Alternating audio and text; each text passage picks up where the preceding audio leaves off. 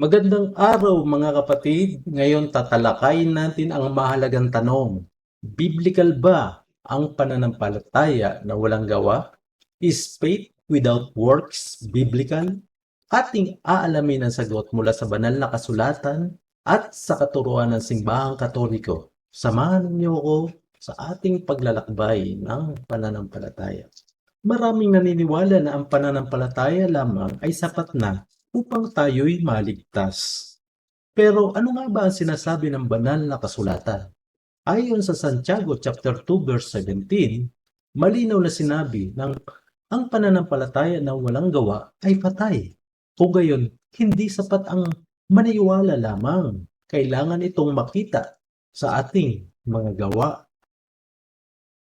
Pakinggan natin ang sinabi ni Apostol Santiago. Ano ang pakinabang, mga kapatid ko, kung sinasabi ng isang tao na siya'y may pananampalataya ngunit walang gawa? Maililigtas ba siya ng gayong pananampalataya? Nakikita ninyo na ang tao ay pinapaging matuwid sa pamamagitan ng mga gawa at hindi pananampalataya lamang.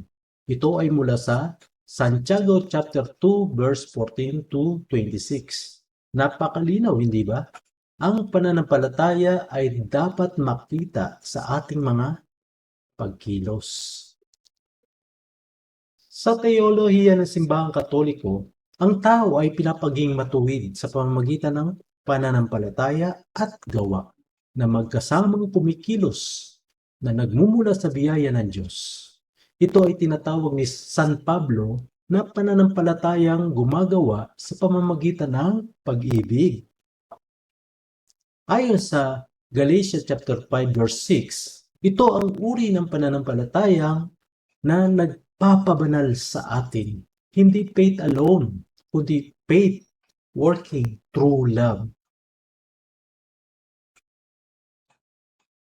Narito ang mga talata na nagpapakita ng kahalagahan ng gawa sa ating kaligtasan. Una, Mateo chapter 7 verse 21. Sinabi ni Jesus, hindi lahat ng nagsasabi sa akin, Panginoon, Panginoon, ay papasok sa kaharian ng langit, kundi ang gumaganap ng kalooban ng aking Ama. Pangalawa, sa Mateo chapter 25 verse 31 to 46, makikita natin ang paghukom sa mga tao batay sa kanilang ginawa para sa kanilang kapwa, sa nagugutom, nauuhaw at nangangailangan.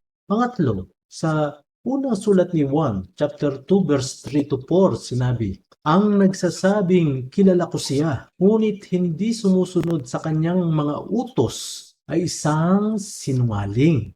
Ang mga talatang ito ay nagpapaalala sa atin na ang ating pananampalataya ay dapat na makita sa gawa. Pinapaalala rin sa atin ni San Pablo ang kahalagahan ng pagsupil sa sarili upang manatili sa biyaya ng Diyos ayon sa unang Korinto chapter 9 verse 25 to 27. Sinusupil ko ang aking katawan at inaalipin ito baka sakaling pagkatapos kong mga mangaral sa iba, ako mismo ay itakmil. Hindi sapat ang simulan lamang ang ating pananampalataya. Kailangan natin itong alagaan at patatagin. Sa araw ng paghukom, hahatulan tayo ng Diyos ayon sa ating mga gawa. Sabi sa 2 Corinto chapter 5 verse 10, tayong lahat ay haharap sa hukuman ni Kristo upang tumanggap ng kagantihan sa mga bagay na ginawa natin, maging mabuti o masama. At sa Roma chapter 2 verse 6 to 13, sinasabi na ang gumagawa ng mabuti ay bibigyan ng buhay na walang hanggan. Ngunit ang gumagawa ng masama ay tatanggap ng puot ng Diyos.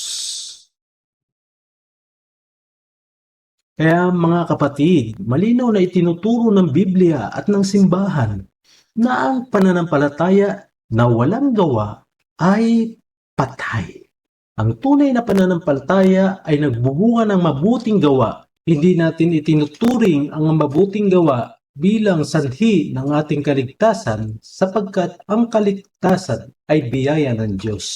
Ngunit sa pamamagitan ng ating pananampalatayang buhay, nagiging instrumento tayo ng Diyos sa paggawa ng mabuti at pagmamahal sa kapwa.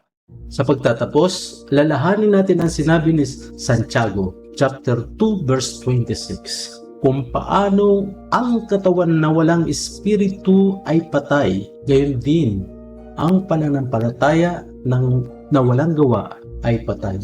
Magsikap tayo na ipakita ang ating pananampalataya sa ating mga gawa bilang patunay ng ating pagmamahal sa Diyos at sa ating kapwa. Maraming salamat at naway pagpalain tayong lahat ng Diyos. Sa ngalan ng Ama, ng Anak, Espiritu Santo. Amen.